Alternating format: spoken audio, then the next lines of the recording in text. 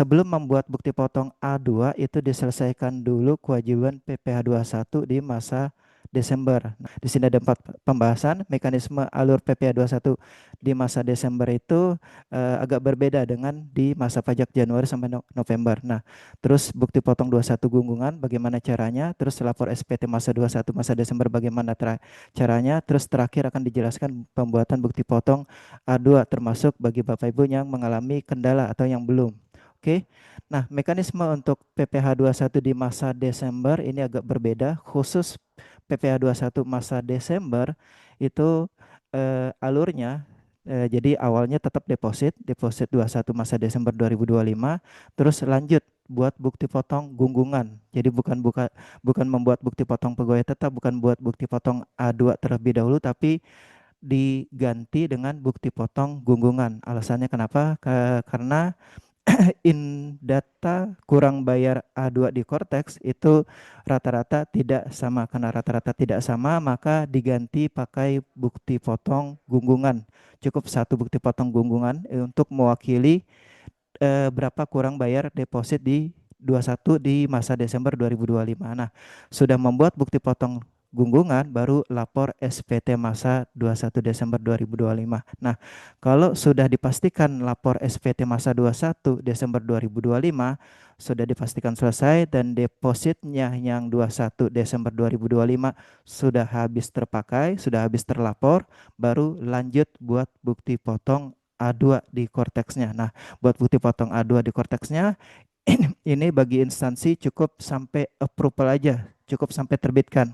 Tidak perlu lanjut ke pelaporan SPT masa 21. Jadi pelaporan SPT masa 21 itu diselesaikan dulu pakai bukti potong gunggungan, baru terakhir bukti potong A2-nya diinput di korteks sampai terbitkan. Nah, sampai terbitkan ini di sini agar si pegawainya nanti bisa lapor SPT tahunan muncul data bukti potong A2-nya di akun pegawainya masing-masing. Oke, lanjut bagaimana caranya agar nanti kurang bayar masa Desember itu sama, itu dengan cara membuat bukti potong gunggungan. Nah, yang jadi pertanyaan bagaimana cara membuat bukti potong gunggungan? Buat pembuatan bukti potong gunggungan itu di menu e-Bupot BP21, masa pajaknya yang Desember 2025, NPWP-nya dipilih 999.000 7 kali 999.000, PTKP pilih salah satu yaitu TK0 aja, fasilitas tanpa fasilitas, nama objek pajaknya pilih yang penyetoran PPA 21 gunggungan. Untuk bruto DPP tarif ini tetap diisi 0. Untuk pajak penghasilan, nah, pajak penghasilan itu diisi berapa jumlah depositnya. Diisi berapa jumlah depositnya agar jumlah kurang bayar di SPT masa 21 sama sebesar deposit. Kalau misalkan dia dibayarnya pakai SP2D, maka jumlah pajak penghasilan itu samakan dengan jumlah SP2D. Kalau yang instansi pemerintah pusat, kalau instansi pemerintah daerah kan pakai bayarnya pakai deposit ya.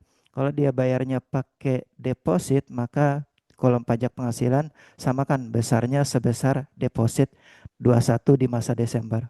NITKU-nya ini cuma ada satu, dokumen disesuaikan, misalkan billing dan lainnya. Oke.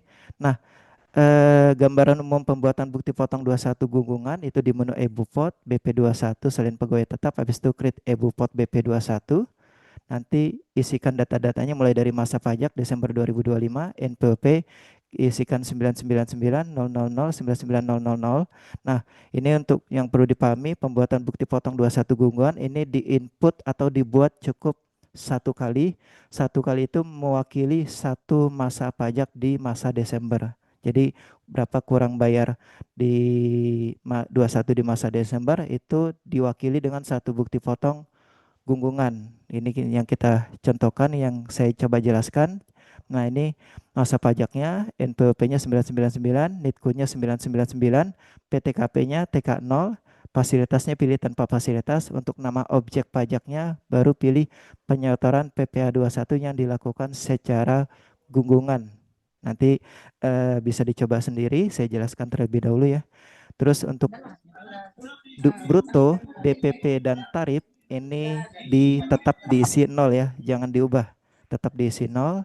Untuk pajak penghasilan baru dirubah sebesar Untuk pajak penghasilan baru dirubah sebesar deposit kalau dia setornya pakai deposit atau sebesar SP2D yang instansi pemerintah pusat kalau yang dibayarnya melalui KPPN. Nah, jadi disesuaikan aja untuk yang kolom pajak penghasilan. Nah, untuk dokumen, jenis dokumen sesuaikan misalkan bukti pembayaran atau sembarang saja. Misalkan bukti pembayaran, nomor dokumennya strip, tanggal dokumennya 31 Desember, NITKU-nya pilih pilih aja biasa cuma ada satu lalu klik submit. Jadi setelah diisi data-datanya 14 klik submit. Setelah submit nanti bukti potong 21 gunggungan itu dicentang terbitkan. Kalau sudah dicentang terbitkan berarti sudah selesai membuat bukti potong 21 gunggungan. Kalau sudah selesai lanjut laporkan SPT masa 21.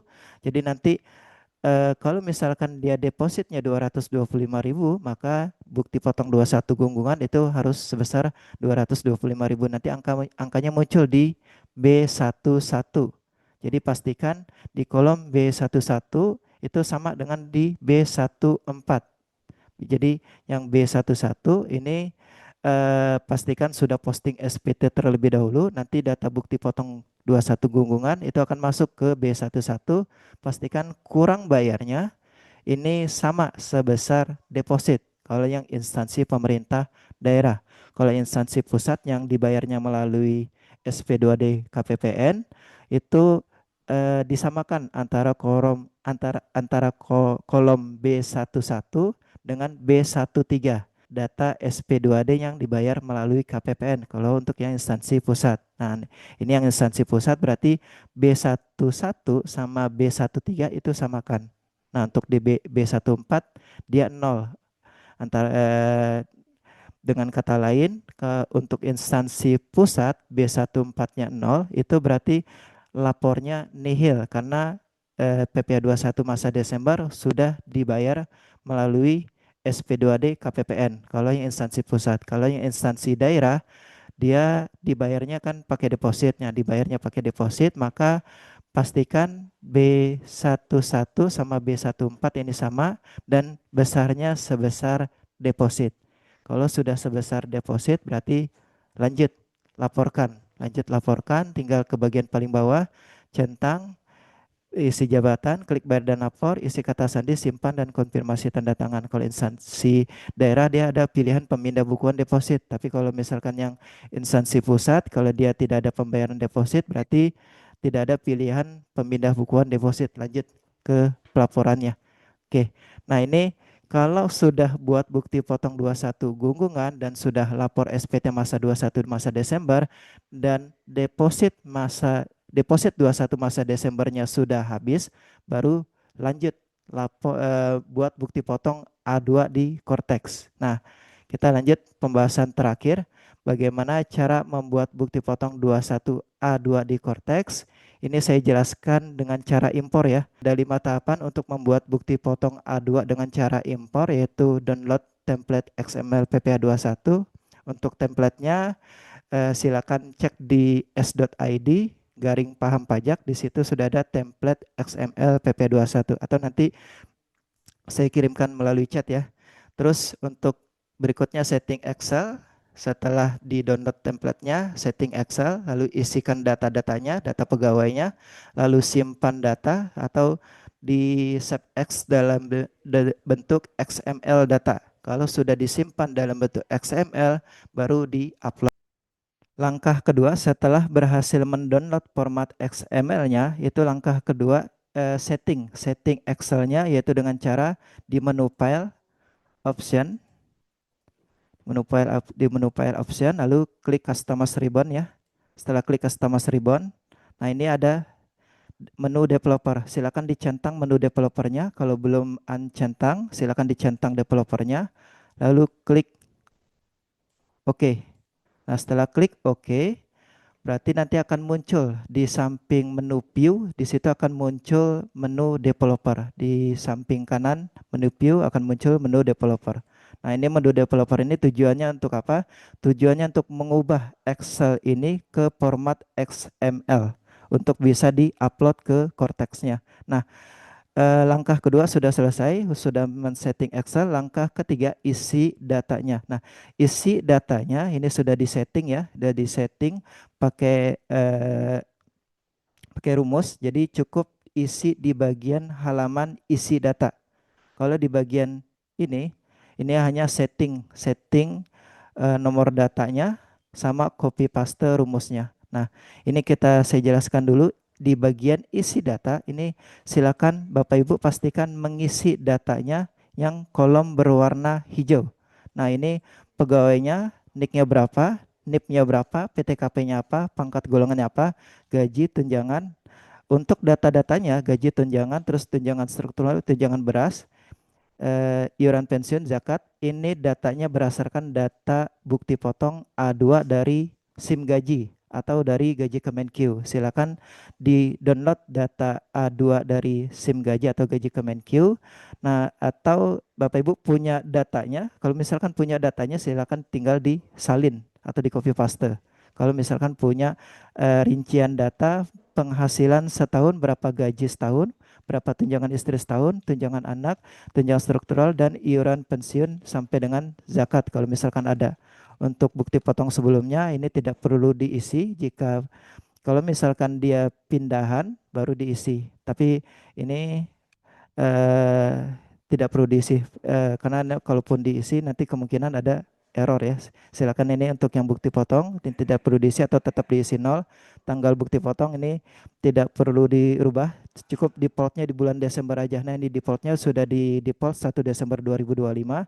Jadi poinnya itu Bapak Ibu isikan mulai dari NPWP sampai dengan kolom isian zakatnya. Berapa data penghasilan atau data yang bersangkutan selama setahun, data pegawai yang selama setahun, mulai dari NPWP, NIP, dan penghasilan selama setahunnya. Nah, kalau misalkan penghasilannya digaji dari Januari Desember, maka 1 sampai 12. Namun kalau misalkan dia kerjanya dari pertengahan, misalkan dari bulan 6 sampai 12, maka ini disesuaikan. Jadi disesuaikan masa pajak awal, masa pajak kerja di awal bulan berapa, masa pajak akhirnya berapa, tinggal disesuaikan. Nah, kalau sudah disesuaikan, sudah diisi datanya, data-data di bagian halaman isi data, baru lanjut ke bagian halaman berikutnya, isi nomor dan copy rumusnya. Isi nomor maksudnya di sini ya, isi nomornya misalkan sampai sini.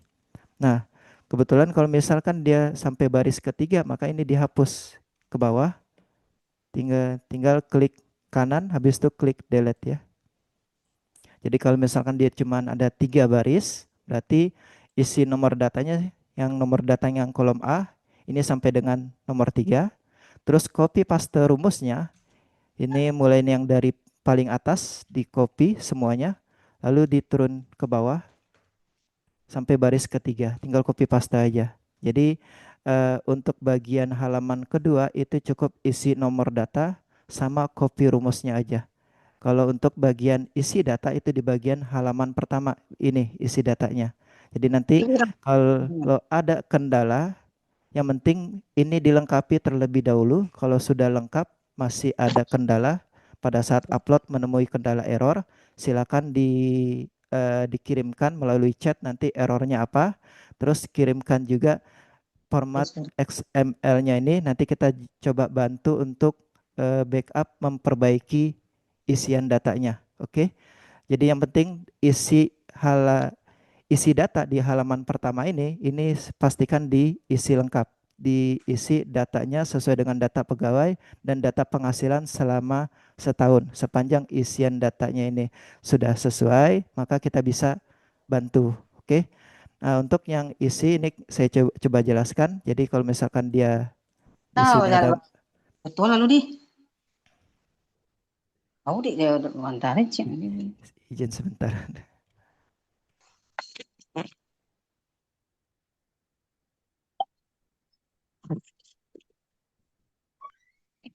Atas nama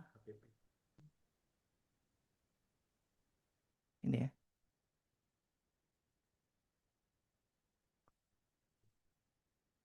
Oke. Oke, saya lanjut lagi. Nah, Ini poinnya, Bapak Ibu selesaikan terlebih dahulu data di bagian halaman isi data. Nah, kalau sudah diisi lengkap, misalkan ini sampai baris ke ada data keempat ya. Ini contoh data keempat. Nah, di bagian isi nomor ini dilengkapi sampai dengan nomor keempat. Terus copy paste rumusnya. Ini di blok ya. Lalu di blok ke bawah, copy paste, copy rumusnya sampai dengan baris keempat. Caranya seperti itu. Nah, sudah diisi datanya dan sudah di copy rumusnya, baru langkah langkah keempat itu simpan dalam bentuk XML. Caranya seperti apa? Jadi kalau sudah berhasil isi data, baru simpan dalam bentuk XML dengan cara di menu developer, lalu klik export. Sudah diklik export, lalu simpan file name-nya bebas, misalkan file name-nya 12 2025. Lalu klik export. Klik export ya untuk file name-nya bebas, lalu klik export. Nah, kalau sudah diekspor, baru di-upload. Langkah terakhir, upload ke aplikasi Cortex-nya. Nah, kalau masuk ke EBUPOT BPA2, baru impor ya. Impor dengan cara klik XML upload. Dan ini ada di sini XML upload. Di sini ada tulisan di sebelah kanan monitoring, ada tulisan XML upload. Silakan diklik XML upload, lalu klik browse. Setelah diklik browse, baru cari file yang tadi disimpan dalam bentuk XML. Misalkan tadi disimpannya 12 2025, lalu klik open. Nah, setelah diklik open, nanti akan kita cek hasilnya. Nah, untuk mengecek hasilnya, klik monitoring. Nah, klik monitoring, lalu klik XML. Ini kita coba contohkan monitoring, lalu klik XML. Nah, di sini ada keterangan error. Kalau misalkan dia ada keterangan error, validating file gagal, 5 files validation, berarti terdapat isian data yang tidak sesuai. Nah, ini bisa diklik lihat rinciannya, diklik lihat. Di sini ada keterangannya. Nah, ini NPWP yang login itu tidak sama. Lalu diperbaiki di bagian sini. Ini kebetulan NPWP si pemberi kerjanya tidak sesuai. Silakan diganti, ini di copy paste bagian atas ini, karena bisa jadi yang diisikan NPWP 15 digit. Silakan copy paste aja data yang dinasnya, NPWP yang dinasnya 16 digit, lalu copy paste ke bagian D1. Kalau sudah diisikan di bagian D1, diekspor kembali, misalkan kasih namanya 1, ekspor, lalu diupload ulang kembali ke bagian ini, ke bagian cortexnya, EBUPOT yang di cortexnya, kita XML upload, kita klik browse, lalu kita klik yang XML yang baru tadi dikasih nama 1, lalu klik open. Nanti kita cek lagi monitoring XML, lalu kita cek hasilnya. Kalau misalkan di sini belum ada hasilnya, silakan di refresh. Nah, di sini sudah ada keterangan sukses. Kalau sudah ada keterangan sukses, berarti sudah berhasil membuat bukti potong A2. Nah, ini diubah ke masa pajak Desember, diubah ke Desember 2025 untuk memunculkan data EBUPOT-nya, lalu dicentang, lalu terbitkan. Kalau sudah centang terbitkan, berarti sudah selesai pembuatan bukti potong A2-nya. Nah, nanti ada jeda waktu sinkron ya. Jadi antara A2 yang sudah dibuat dengan dilaporkan SPT tahunan pegawainya itu ada jeda waktu. Pastikan jeda jeda waktunya itu 24 jam atau sudah 1-2 hari, baru informasikan ke pegawainya untuk bisa lapor SPT tahunan masing-masing pegawainya. Nah, bagaimana langkah-langkah pelaporan SPT tahunan di Cortex? Jadi untuk tahun pajak 2025 itu sudah harus menggunakan aplikasi Cortex. Kalau untuk DJP online itu khusus untuk tahun pajak 2024 ke bawah. Jadi untuk tahun pajak 2025 yang dilaporkan di Januari Maret 2026 itu sudah harus menggunakan aplikasi Cortex. Nah, langkah-langkah untuk pelaporan SPT tahunan orang pribadi yang PNS TNI Polri itu ada 8 langkah ya, 8 langkah. Langkah pertama, login ke Cortex terlebih dahulu atau buat password Cortexnya. Langkah kedua, ajukan kode otorisasi. Langkah ketiga, akses menunya. Langkah keempat, isi SPT bagian induk, jawab seluruh pertanyaan di bagian induk terlebih dahulu.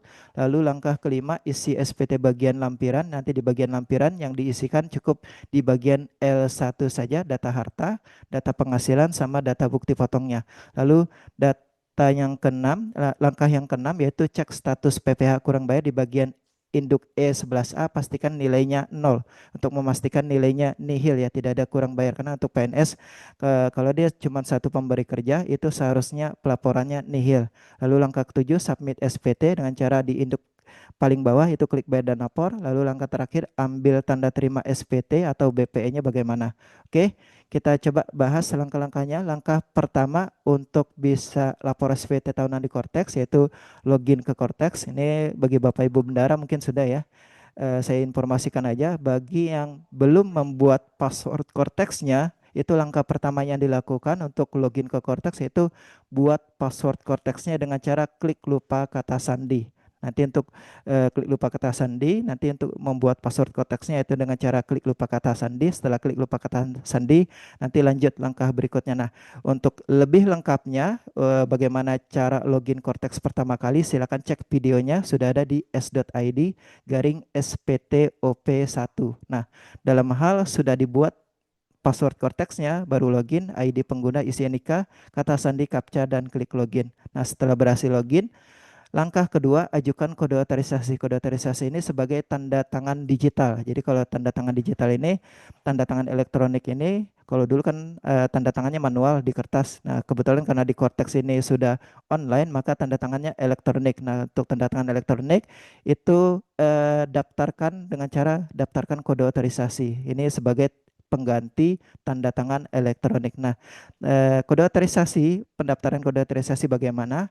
Ini klik 3 portal saya, 4 klik permintaan kode otorisasi, lalu langkah selanjutnya nanti tampilannya pada bagian kanan ini, scroll ke bawah di bagian jenis sertifikat digital, pilih kode otorisasi DJP, lalu isikan atau buat passpressnya atau ulangi passpressnya, buat passpressnya sama ketentuannya seperti password login yaitu ada huruf besar, kecil, angka, dan karakter unik. Nah, gunakan karakter unik yang valid.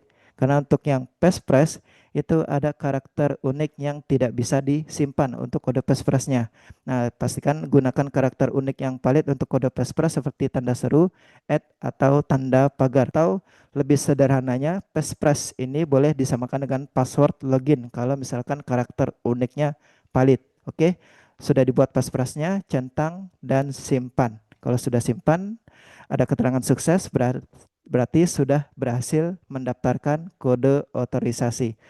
Langkah ketiga setelah login dan kode otorisasi, langkah ketiga akses menunya yaitu di menu SPT SPT ini diklik lalu klik buat konsep SPT.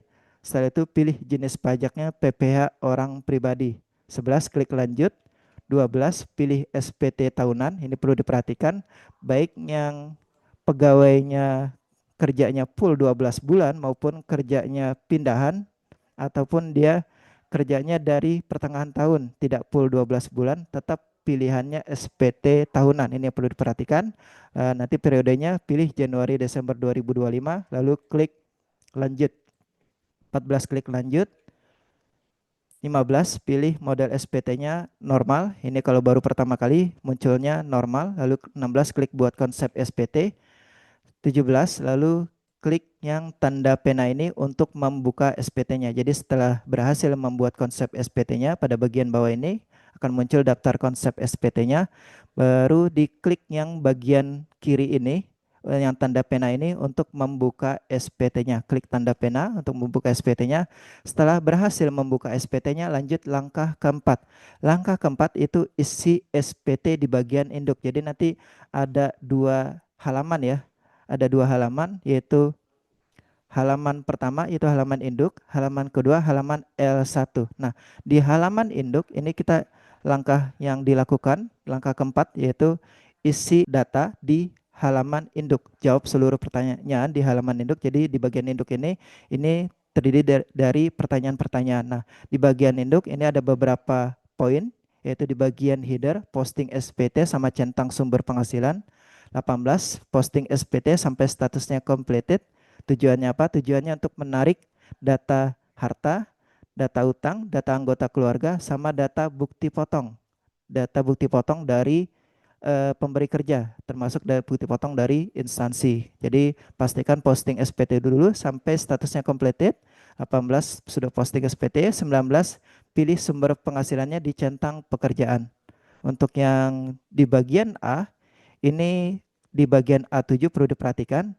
A7 ini tidak perlu dipilih PH atau MT. 21 ini di bagian B1A ini dijawab ya untuk melaporkan data penghasilan sehubungan dengan pekerjaannya.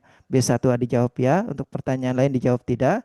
Lalu lanjut scroll ke bawah di bagian C5 ini pilih PTKP. Nah, untuk isian PTKP pastikan sesuaikan dengan bukti potong A1 A2-nya, karena kalau misalkan dia PTKP-nya nggak sesuai dengan bukti potong, itu kadang-kadang statusnya bisa kurang bayar, statusnya bisa lebih bayar. Acuannya sesuaikan yang tercantum di bukti potong. Oke, lanjut scroll ke bawah di bagian D10A ini dijawab ya. Dijawab ya ini untuk melaporkan bukti potong dari instansinya, dari pemberi kerjanya. D10A dijawab ya. Untuk pertanyaan lain dijawab tidak. Lalu lanjut ke scroll ke bawah di bagian I14C ini dijawab ya. Karena rata-rata untuk PNS itu seharusnya memiliki bukti potong final. Tindak rata-rata PNS kan memiliki bukti potong final, maka di bagian I14C dijawab ya. Untuk pertanyaan lain dijawab tidak. Jadi beberapa poin untuk di bagian induk seperti posting SPT, centang sumber penghasilan, B1A dijawab ya, C5 isi PTKP, D10 dijawab ya, I14C dijawab ya. Untuk pertanyaan lain dijawab tidak. Kalau seluruh pertanyaan di bagian induk sudah dijawab, baru lanjut ke halaman berikutnya, yaitu halaman lampiran L1. Halaman lampiran L1 ini data yang diisi data harta. Untuk penghasilan sama bukti potong itu seharusnya sudah terisi secara otomatis. Oke, saya jelaskan terlebih dahulu yang di bagian L1 bagian A. Ini data harta. Silakan Bapak Ibu cek. Untuk data harta ini seharusnya sudah terisi secara otomatis karena dia bakal menarik data berdasarkan SPT tahun sebelumnya, SPT tahun 2024. Dalam hal Bapak Ibu sebelumnya sudah lapor di DJP online sebelum Cortex di launching, itu seharusnya datanya akan muncul. Datanya akan muncul, silakan di L1. Nah, kalau misalkan dia datanya tidak muncul atau datanya tidak sesuai, silakan diubah, diedit atau ditambahkan. Kalau misalkan datanya tidak ada, harusnya ada. Nah, kita contohkan misalkan dia datanya tidak ada. Nah, ini kita silakan diklik tambah. Kalau misalkan datanya tidak ada, maka ditambahkan secara manual, input manual dengan cara klik tambah. Setelah diklik tambah, isikan data-datanya. Nah, ini kita contohkan untuk yang kas tarakas. Jadi untuk kas tarakas ini contohnya tabungan ya. Tabungan, nomor akunnya apa, nomor rekeningnya apa. Kalau misalkan nomor rekeningnya tidak hafal, boleh diisi nol semua. Tapi kalau misalkan nomor rekeningnya hafal, silakan diisikan nomor rekeningnya. Untuk atas nama diisikan atas nama sendiri. Nama banknya bank apa, lokasi hartanya Indonesia, tahun perolehannya isi dipilih 2025 karena ini kita ingin melaporkan data saldo per Desember 2025, maka untuk tahun perolehan diisi 2025. Untuk kolom di saldo ini isikan data saldo tabungan per Desember 2025. Berapa perkiraan saldo per Desember 2025, ini yang diisikan di kolom saldo. Oke. Nah, data sudah diisi, angka 28 ini sudah diisi, baru 29 klik simpan. Kalau sudah berhasil simpan, lanjut ke bawah. Yang perlu diperhatikan data-data yang harus dilaporkan seperti data yang terdaftar di pihak ketiga karena itu akan jadi pantauan oleh DJP mana harta yang belum dilaporkan nanti bisa jadi akan dihimbau. Jadi kalau misalkan dia memiliki harta yang terdaftar seperti tabungan, harta bergerak, rumah tanah, terus kendaraan itu sebaiknya tetap dilaporkan. Nah, oke, kita lanjut. Di bagian berikutnya scroll ke bawah di bagian harta bergerak ini harusnya kalau misalkan sudah lapor di DJP online itu seharusnya sudah terisi secara otomatis. Namun kalau misalkan sudah posting SPT datanya nggak ada, silakan diisi manual dengan cara klik tambah, isikan data-datanya, yaitu tipenya apa, motor, modelnya apa, nomor polisinya apa, kalau misal sesuaikan dengan STNK, kepemilikannya sesuaikan dengan STNK, nomor identitas ini sesuaikan dengan STNK-nya, nama pemilik juga sesuaikan STNK, tahun perolehan ini diisikan berapa tahun belinya. Kalau dia belinya second berapa kapan tahun beli pada saat beli secondnya, bukan tahun eh, produksinya, bukan tahun produksi, bukan tahun di STNK, tapi kapan dibelinya atau kapan dimiliki untuk tahun perolehan. Untuk harga perolehan ini berapa harga beli barunya kalau beli baru atau berapa harga beli secondnya kalau beli second. Nah, nilai saat ini berapa harga pasar per Desember 2025. Silakan dicek di Google, silakan dicek di Google, bisa diperkirakan atau dicek di Google. Nah, data sudah diisi, silakan diklik simpan. Kalau sudah berhasil simpan, lanjut ke scroll ke bawah. Data berikutnya yang kira-kira perlu diperhatikan yaitu data tanah dan atau bangunan. Nah, ini harusnya kalau sudah lapor di DJ Penan, datanya sudah terisi secara otomatis. Namun kalau misalkan sudah posting, datanya tidak ada, silakan diisikan manual dengan cara klik tambah, lalu isikan data-datanya. Ini kita contohkan, tanah bangunan tempat tinggal, deskripsinya, silakan dipilih deskripsinya, lokasi harta, bisa diisikan nama kota atau alamat lengkapnya, luas tanah, luas bangunannya berapa, sumber kepemilikan, hasil sendiri atau utang atau warisan ini disesuaikan, nomor sertifikatnya apa, kalau misalkan tahu diisi, kalau tidak tahu boleh di strip. Nanti misal boleh kalau lebih bagus diisikan SAM-nya apa, AJB-nya apa kalau lebih bagus. Kalau misalkan tidak tahu boleh diisi strip. Nah, untuk tahun perolehan isikan kapan dibelinya, kapan pertama kali dibeli. Oke. Untuk harga perolehan ini diisikan berapa harga pada saat dibelinya. Nilai saat ini isikan berapa harga pasar per Desember 2025. Nah, sudah diisikan data harta, tanah dan bangunan tempat tinggal ini, lalu klik simpan. Untuk keterangan ini tidak perlu dipilih ya, defaultnya tidak perlu dipilih. Kalau sudah diisi, klik simpan. Kalau sudah berhasil simpan data hartanya, baik data tabungan, kendaraan, rumah kalau ada sudah diisikan datanya, lanjut scroll ke bawah, lanjut ke bagian D. Di bagian D ini Bapak Ibu mengecek apakah di bagian D penghasilan neto dalam negeri dari pekerjaan datanya sudah ada apa belum. Kalau misalkan si pemberi kerja atau si dinasnya sudah membuat bukti potong 2 hari sebelumnya, seharusnya setelah posting SPT datanya sudah terisi secara otomatis. Harusnya karena dia sinkron jeda waktunya itu 24 jam. Jadi pastikan bukti potong A2-nya, A1 A2 sudah dibuat di Cortex, nanti datanya akan masuk ke bagian D ini untuk yang penghasilan netonya, untuk penghasilannya. Jadi eh, pegawai tinggal mengecek apakah datanya ada atau tidak. Kalau misalkan datanya tidak ada, maka kalau misalkan datanya tidak ada, sudah dilakukan posting SPT, sudah di-refresh, datanya memang tidak ada, maka boleh diisikan manual dengan cara klik tambah, isikan datanya. Oke, nah ini di bagian D. Lanjut ke bawah di bagian E, ini harusnya sudah terisi secara otomatis juga. Kalau misalkan si pemberi kerjanya atau si dinasnya sudah membuat bukti potong A2 di Cortex 2 hari sebelumnya atau 1 hari 24 jam sebelumnya. Kalau sudah dibuat, seharusnya setelah posting SPT datanya sudah terisi secara otomatis. Jadi pegawai tidak perlu repot-repot mengisikan secara manual. Namun kalau misalkan sudah dicek, sudah ditunggu datanya tidak ada, boleh diisi secara manual dengan cara klik tambah.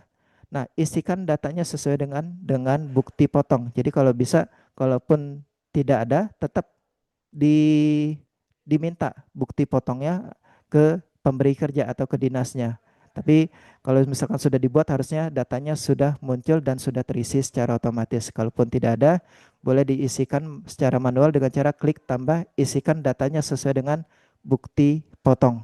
Oke, lanjut. Kalau data di bagian L1 data harta, data penghasilan sama data bukti potong sudah diisi dan sudah sesuai. Lanjut balik lagi ke bagian induk. Kita klik bagian induk, halaman induk. Lalu kita cek di bagian E11A, pastikan nilainya 0.